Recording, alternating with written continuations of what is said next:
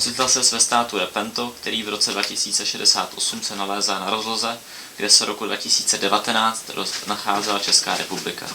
Jsi členem organizace státu Embaras, Embaraské výzvědné služby, která v roce 2052 osvobodila Repento od útlaku hlavních představitelů tohoto státu.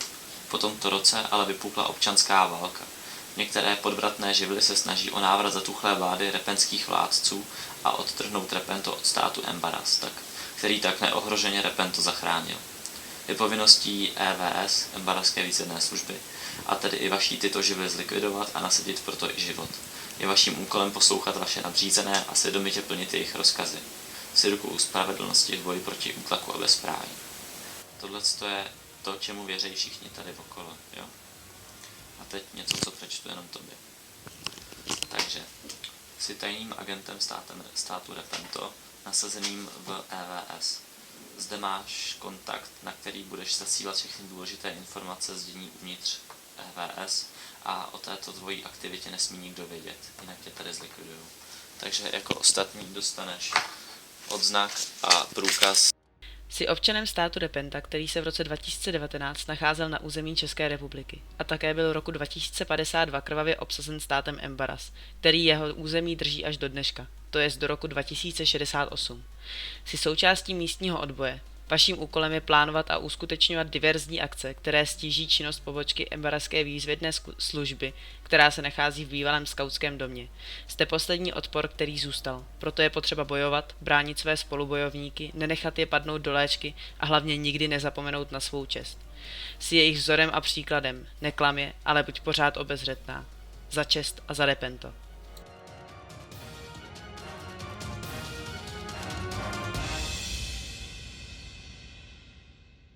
Sergio, tak bude to... Kdo chce být? Dva svobodníci, takže... Ne, podplukovník. Jo, my jsme jedli každou.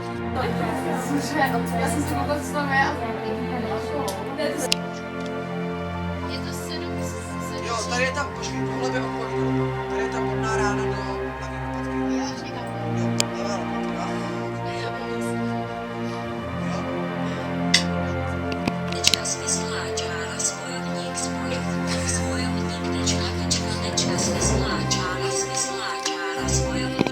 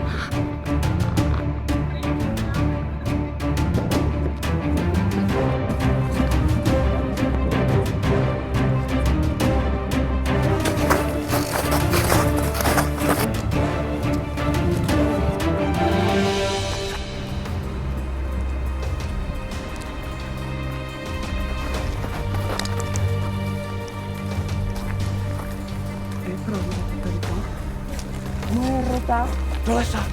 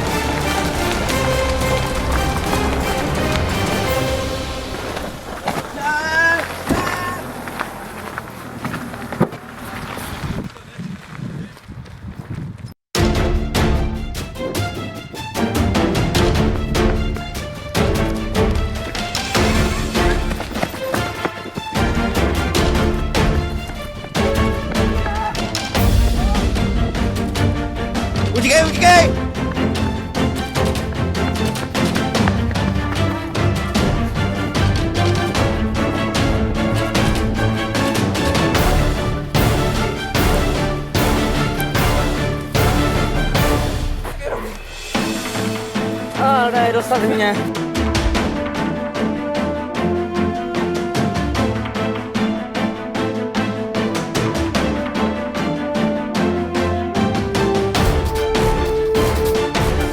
Nech tu věci a uteč. Paráda, utíkej, utíkej.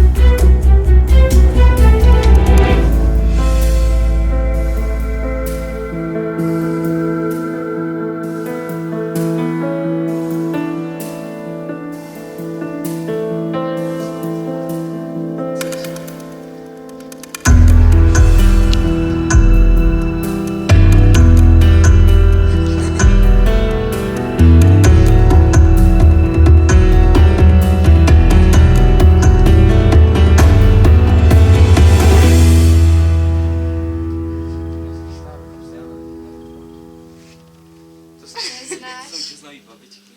Jo. Prostě, že toho víš spoustu, tak Ne, vím všechno, vím všechno. Tak říkej.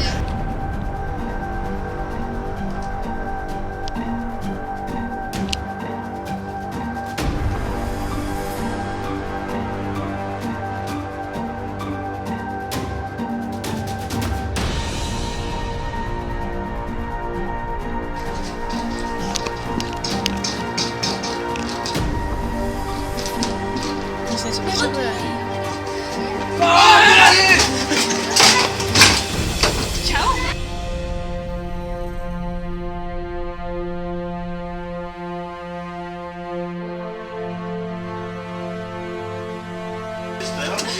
Opatrně, opatrně.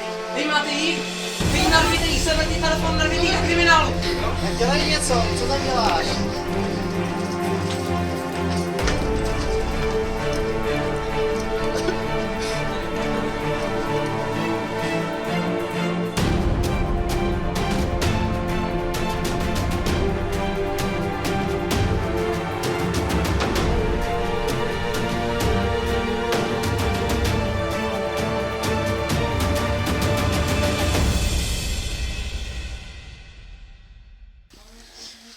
Přepadli nás, no ukradli nám oba dva zajatce, ukradli nám věci.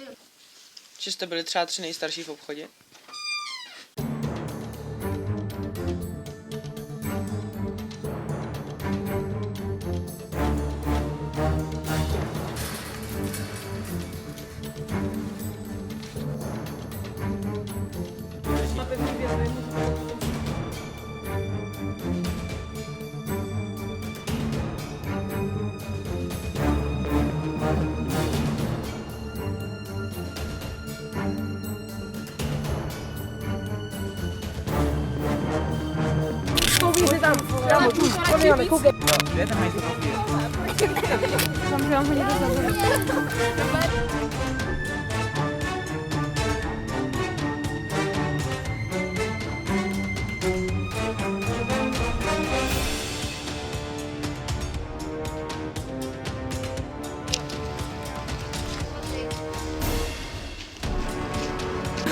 My vám je vrátíme. Za ty 2 barely vody a za všechny naše věci, které jsou u vás.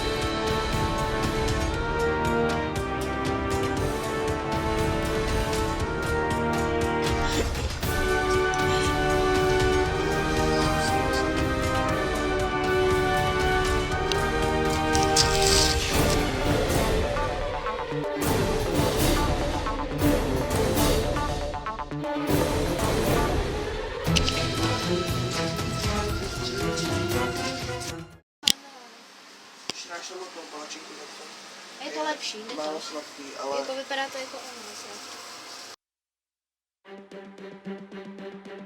Smysláča.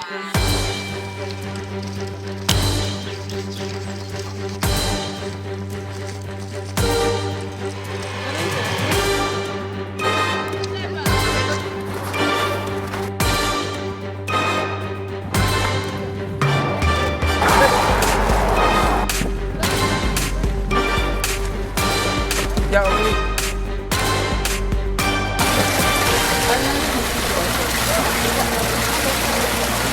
A to už mají. Už to máme, dobrý. Pojďte ven.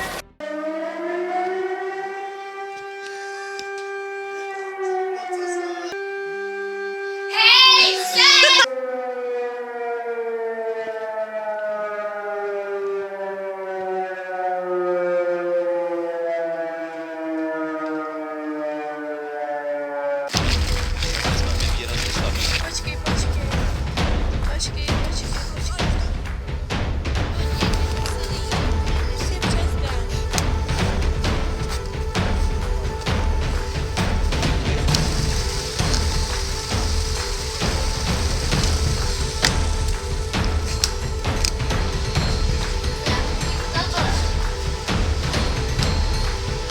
Máme to! Jo!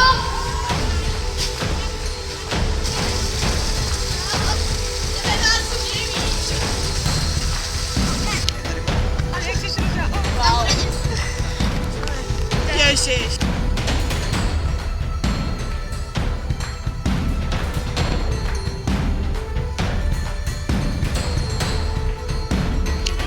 Jseš machlá.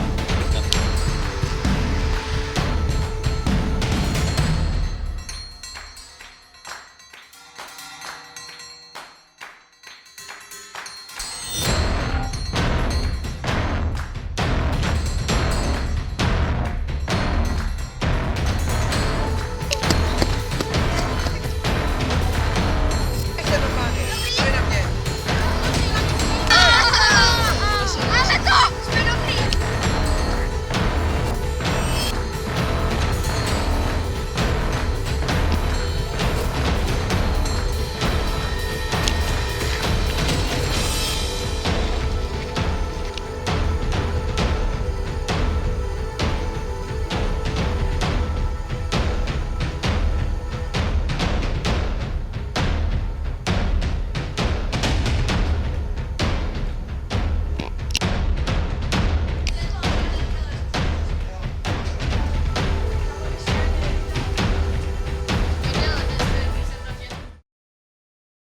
Pak je ještě Radek Danis.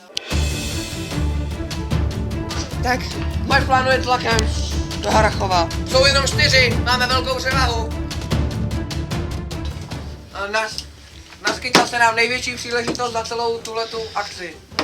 A větší už asi nebude. A ve vlaku se s nima domluvíme na jedné vládě, že by jsme se spojili A vlády. spolu. Jo. Jelikož tady Hej, nebojte se, mě se chceme dohadnout! normálně. Prosím, stoďte se! Dělejte.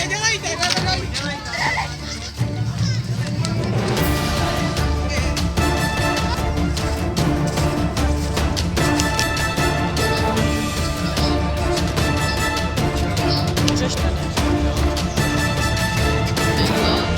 Potřebujete na hranice, ne? Jasně, Jděte na hranice.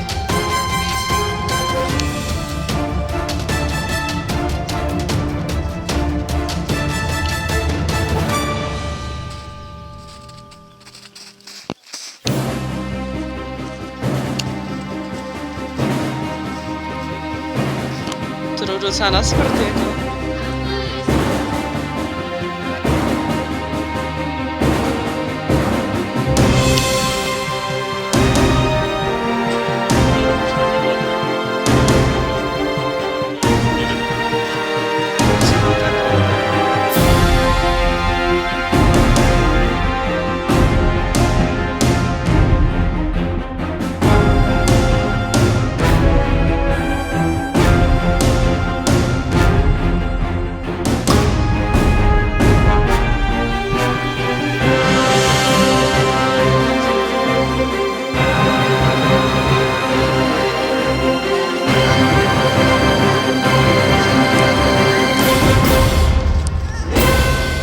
Počítáte?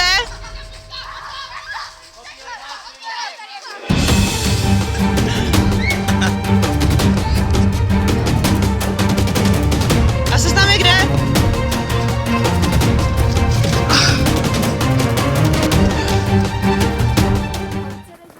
Je to těžký nárok, co na vás teď mám, abyste zmlkli a postavili se na kroužku. Vidíte všichni, co držím? To je fakt Pavián říkal, ve kterým je špatná šifra. Poprvé to nelhal Pavián. Tohle je dobrá šifra. Tohle je seznam dvojitých agentů, kteří jsou na každé straně. Bobrůvko! I počkej. Víme, kde to je. Mlč. Je to seznam tajných agentů, kteří jsou jakoby na obou stranách. I v odboji, jakoby všude v odboji, i všude v Embarasu. V embaraských jednotkách. A vzhledem k tomu, že se seznam dostal přes hranice do Kagaru, někam vysoko. Kagar ví ty agenty a může vydírat obě strany pomocí tohohle seznamu. Tudíž se budoucnost píše tak, že Kagar místo, jakože Embaras opustí Repento a místo něj vládne Kagar. Tudíž vyhráli parašutisti. Jak to mohlo dopadnout jinak a proč to tak dopadlo, probereme doma. Jasný? Speciálně vycvičené skupiny, Mlč. která bude dnes v noci vysazena na území státu Repento, který je okupován zemí Embaras. V této zemi zuří občanská válka mezi Embarazem a Repentem. Na obou stranách jsou dvojití agenti. Vaší úlohou v této válce je přidat se k odboji. Ty je fotografie se jménem vašeho kontaktu a zde je indicie k najítí seznamu dvojitých agentů. O tomto seznamu se musí odboj dozvědět a pomůže vám ho najít. Seznam je šifrován. Buď byste ty zprávy mohli přepsat, nebo byste je nemuseli vůbec odeslat, nebo byste mohli odeslat falešní znění těch zpráv, abyste některý ty lidi zachránili. Jakoby. A tím, že vás v podstatě nenapadlo to ani rozluštit, tak jako byste nevědomky jakoby úplně... Zároveň každá prostě ta zpráva stála jako x životů a kolikrát ještě životů vašich známých, tak to je docela děsivý, si myslím. To taky. A taky mě, jako, že všechno není tak jednoduchý, jak se zdá. Tak mě to vzalo takovou tu představu, že se aspoň vzdále nějak jako vyrovnáváme klukům, což v tuhle chvíli my jsme hodně nízko a potřebovali bychom na tom nějakým způsobem zapracovat a dalo by to vlastně jakby zkušenosti s tím ohněm a komunikací vlastně s těma menšíma a... Dala určitě, protože já mám respekt ze tmy a úplně jsem takovej ten nejvíc posera, co může být. A tím, že jsem to vlastně jako tam nenapsala do toho papíru, tak jsem byla jakoby nucená do té tmy jít, i když jako to nebylo úplně asi příjemný. A vlastně tím, jak... Takže jsem jakoby překonala ten svůj strach, který jsem jako vůči tomu měla. Taky ten strach z té tmy, protože i když jsem to tam napsal, tak jsem tam jít musel. Ale tak jako vydržel jsem to a šel jsem potom taky první, že jo, takže jako... Nějak tak přibližně teďka vím, co se třeba uvařit, když nebudu vařit vajíčka a puding. A já jsem jako se tak jako každým krokem k tomu jako tak méně bál a jako nakonec vlastně jsem tam došel. No. Tak mě to asi pomohlo k tomu, abych věděla, jak víc tím a jak tím pomáhat k tomu, aby byli nějak samostatní, aby jsme se dohodli na tom, jak budeme vařit, kolik toho musíme nakoupit, aby jsme se dozvěděli, jak máme šetřit a co budeme dělat a jak jsme si všichni jako společně plánovali tu taktiku, tak to se mi hrozně líbilo. A jak jsme vlezli do toho tunelu, kde byly hadí kůže, tak jsem si uvědomila, že jsem zapomněla do toho papíru napsat, že mám fobii z hadů. Takže můžu přiznat, že jsem měla dost gatí, když jsme vlezli do toho tunelu a někdo začal řvát, že tam jsou hadi. Kdyby nebylo odrazky, tak to vycouvám z toho tunelu úplně na druhou stranu dalších těch 100 metrů do záru. Tady všem můžu věřit a že když nějaký problém, tak kdybych se jim svěřila, tak mi asi pomůžou. Asi určitě pomůžou. Dala mi to hlavně tu samostatnost, jak už tady všichni říkali, a taky plánování, protože naplánovat si jídlo, který bude prakticky na skoro celý týden, není úplně to nejjednodušší a nezávidím těm, kteří musí plánovat takovýhle akce.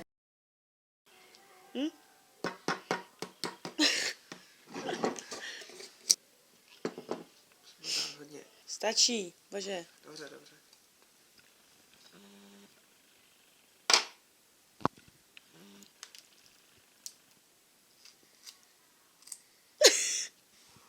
Jaký to je? Vůbec se to kouše.